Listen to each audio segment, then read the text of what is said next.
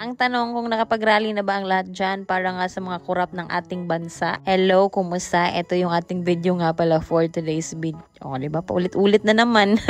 September 21 nga ay ang daming naganap na rally dito sa bansang Pilipinas na to. At talagang sumabay pa ito si Bagyong Nando. Pero kung ikaw nga ay taga-Wadab ay no worries dahil may palitsyon silang baka doon. Samahan pa yan ng dessert na buaya na isang cake naman yon. So anyway, kahit ano pang mangyari sa ating bansa ay kailangan pa rin nating kumayod, kaya eto na nga ang ating video for today. Sa pag-aakala ko nga hindi talaga uulan ang araw na to kasi nasa weather forecast natin nasa Luzon na ang bagyo at hindi tayo maapektuhan. Diyos ko day, nagpaiwan pa talaga siya dito ng ulan. Inulan pa rin kahit ang init-init na nga nung time na to. Na pala yung mga natitirang mga alaga naming manok dito sa bahay ay nilagay namin sa kulungan yung mga matatanda na rin. Kasi nga sila na lang yung mga natitira nung nadaanan nga tayo ng aratay. Kaya kailangan muna sa ngayon dahil umuulan nga or uulan pa nga nung time na to ay kailangan nasa ibabaw sila. Alam nyo ba na itong mga alagang pato talaga namin is for birthday purposes nga lang talaga, pero ayan at dumami naman din talaga sila. Sa totoo lang din talaga kasi ang pag-aalaga ng pato ay napakadali kumpara sa mga alagang manok. Kahit na nga siguro hindi mo na sila bilhan ng feeds at meron ka lang kaning baboy ay okay na yun. Syempre dahil pato nga sila, hindi dapat mawawala ang patubig o yung pinagsusumingan nila. Ako kapag nakabili ka ng ready to breed na ng mga alagang pato, pagkalipas ng 2 buwan to 3